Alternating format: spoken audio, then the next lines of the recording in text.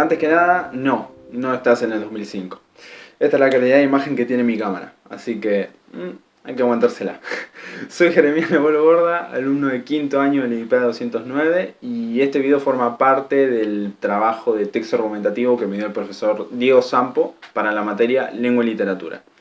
En este video voy a hablar de un tema que me surgió hace unas 2 semanas en relación a unas preguntas que me hice, que fueron: la primera, ¿qué es ser un hombre? Y la segunda, si se puede definir hombre, ¿cómo puede uno serlo? ¿Cómo llego yo a ser un hombre? Pero antes de entrar de lleno al tema, me gustaría hablar de una escena que a mí personalmente me gusta mucho y que después nos va a servir para analizar uno de mis argumentos, que es de la película 1984, una adaptación cinematográfica del libro con el mismo nombre, 1984, de George Orwell. Casi al final del filme, Winston, el protagonista de la historia, tiene que decidir entre 2 opciones.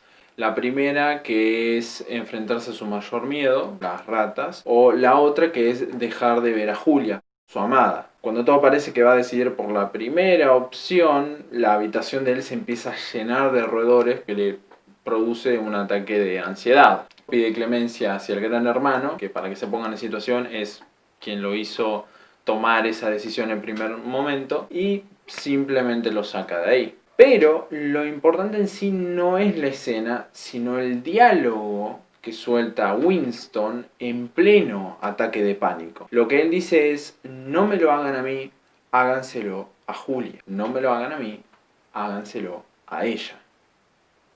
No todo termina ahí, porque se vuelven a juntar más tarde en la película. Se reencuentran en una plaza por mera casualidad, y es Julia la que, traumatizada, abre el diálogo y le dice que lo traicionó, que le hicieron elegir entre su vida y el amor que le tenía a él, y decidió egoísticamente su vida. Esto obviamente afecta al personaje principal, porque le hace pensar: 1, le hicieron lo mismo que a ella, y 2, ella eligió lo mismo que yo. Así que él se confiesa y le dice: no, yo también tengo parte de la culpa. Te ves a vos mismo y estás repitiendo y repitiendo: no me lo hagan a mí, háganselo a otro.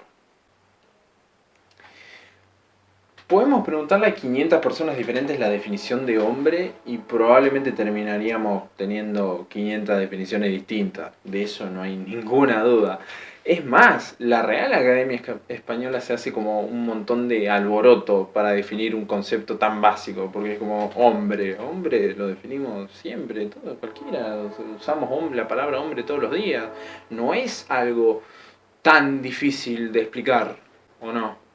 Las definiciones de la RAE van desde algo tan básico como que un hombre es un ser humano de sexo masculino, a algo un poquito más reconocible como que un hombre es un ser humano de sexo masculino, pero con una edad adulta. También tiene mucho que ver el impacto social, porque en una de las definiciones nombra que un hombre es un ser humano con sexo masculino de edad adulta, pero que adopta comportamientos varoniles.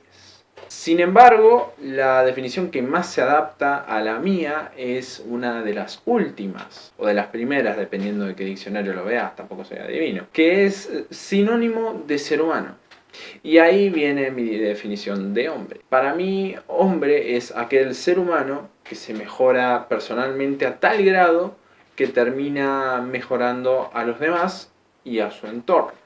¿Cómo llego a esa conclusión tan apresurada? Porque no, digamos que no expliqué mucho. Tranquilo, tranquilo. Ahora lo voy a explicar. Estos son mis 3 argumentos principales por los cuales creo que yo básicamente tengo la razón. El peso de ser un hombre. ¿El peso de ser un hombre? Ya sé lo que estás pensando y por qué lo estás pensando, pero primero déjame explicarte. Este punto se va a subdividir en 2 partes. La primera parte va a ser básicamente yo explayándome en por qué el hombre tiene que, de forma casi que intrínseca, llevar cierto peso para uno ser considerado como tal. Y la segunda parte va a ser sobre... ¿sabes qué? No. mejor que esa sea la segunda parte. La primera parte la vamos a tomar para hacer un pequeño repasito a la evolución que tuvo esta palabra y por qué puede ser o puede considerarse un poco impráctico, si es que esa palabra existe. Poco práctico, yo creo que era más fácil decir eso, pero bueno, agregarle como cierto peso al término.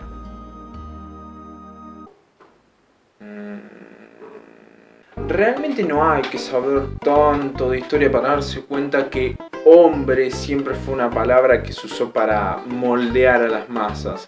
Porque es como que si no seguías estas normativas no eras un hombre y bueno, que te digan que no eras hombre o que no eras suficientemente hombre, te despertaba sentimientos de agresividad, digamos, y de debilidad, claro, ¿cómo no voy a ser? Que un hombre tenía que estar físicamente óptimo, que un hombre tenía que crear su propio sistema de valores, que de eso vamos a hablar después, que un hombre no podía ser homosexual, un hombre no podía ser negro, es más, hasta Benito Mussolini llegó a criticar a los hombres que comían pasta y que las futuras generaciones no podían ser personas amantes de los tallarines.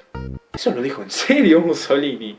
Y esto obviamente deformó más o menos la psiquis en general.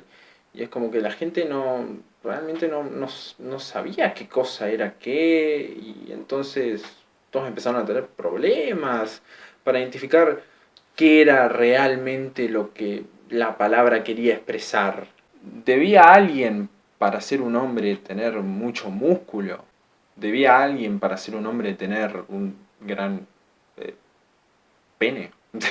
Tenía que ser alto, tenía que tener mucho pelo, altos niveles de testosterona, un gusto en particular, o vayamos aún más allá.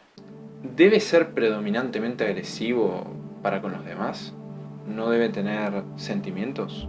¿Debe resistir más que el promedio? ¿O incluso debe un hombre, para hacerlo, evitar cosas que lo hagan feliz?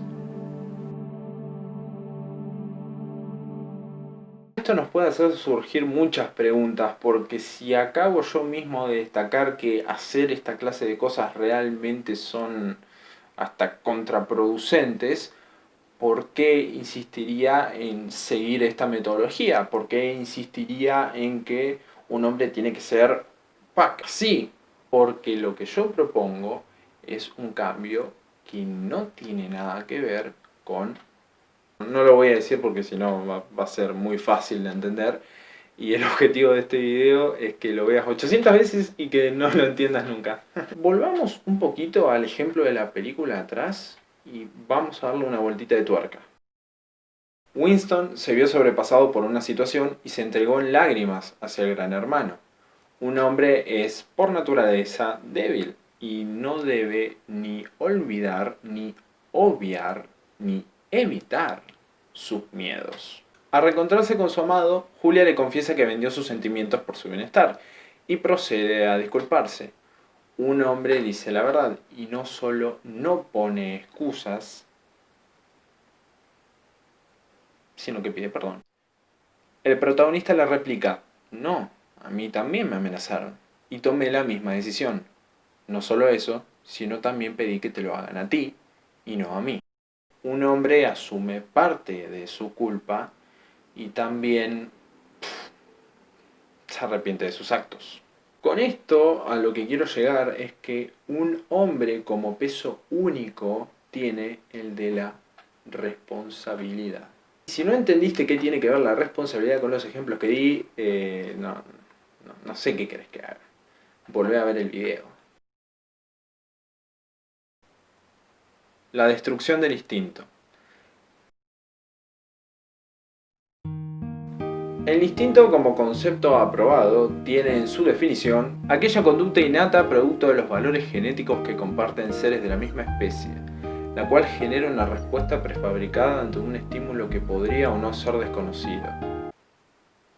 Para ponerlo en palabras simples, es aquello que ya conocemos al nacer. Es algo que está en nuestra genética y es producto de las decisiones que tomaron nuestros ancestros hace miles y miles y miles y miles y miles de años. Un ejemplo para que me entiendas sería como cuando las tortugas del mar salen del huevo y se dirigen directamente al mar. Eso es un ejemplo distinto. ¿Por qué se van al mar? ¿Cómo saben nadar? ¿Cómo saben que tienen que ir ahí? ¿Cómo saben que ese es su hábitat? ¿Cómo saben que ahí están seguros? Nadie lo sabe, pero por alguna razón lo hacen. Y por alguna razón eso es lo que tiene que pasar.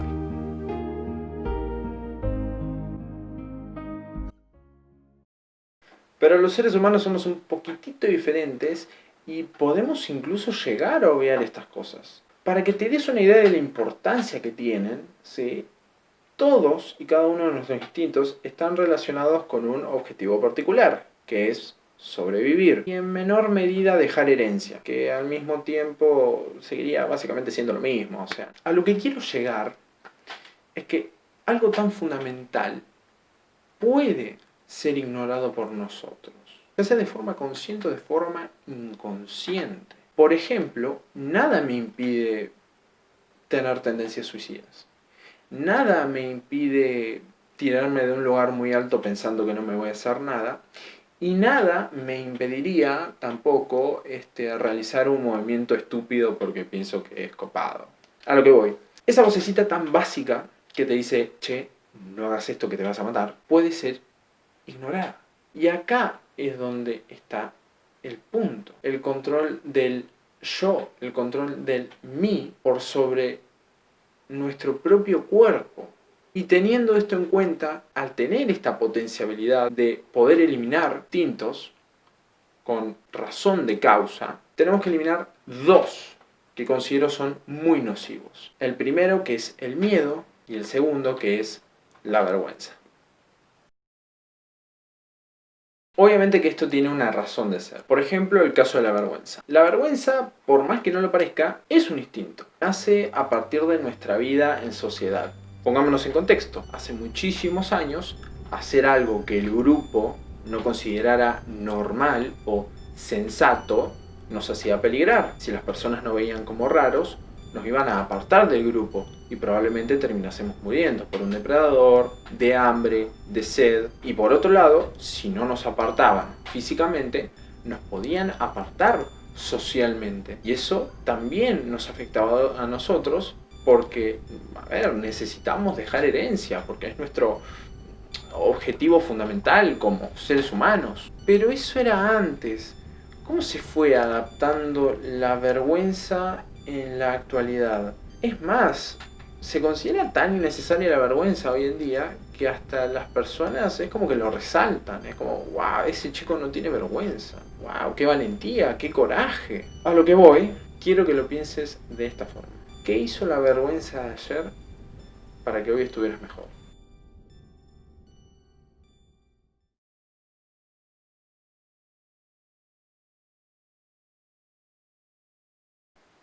Ya por ahí el terreno del miedo es un poco más difícil de analizar porque el miedo sí que es bien característico de todos y cada uno de los seres más desarrollados de nuestro ecosistema. No parte de una base social, está más arraigada al sentimiento de supervivencia. Pero pensar un poco, a partir de nuestra vida en sociedad, nuestros miedos generales han bajado pero drásticamente. ¿Qué miedos tenés hoy en día? ¿Cuántas veces por miedo no hiciste lo correcto? ¿Cuántas veces por miedo, como con la vergüenza, no hiciste algo que te gustara? Otra cosa que hace mala gente es pensar primero que tener miedos es por el hecho de tener miedo malo. No, el miedo es, como dije antes, bien característico de los seres más desarrollados de nuestro ecosistema. Es normal, como la vergüenza. Lo dije antes también, es normal y reconocerlo es de hombre. Lo que no es de hombre es no tratar activamente de superarlos. Y además otra cosa es que la gente suele pensar de que por no tener miedo uno se vuelve un reaccionario, cuando es una idea completamente equivocada, es hasta, bueno, casi no, es hasta falaz hacer esa clase de relaciones. La gente que tiene miedo no piensa bien. Y la gente que no piensa bien probablemente tenga miedo toda su vida.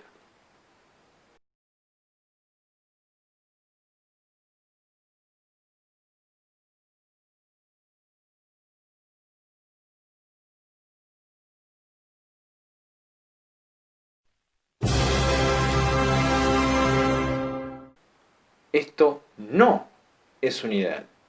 Superhombre.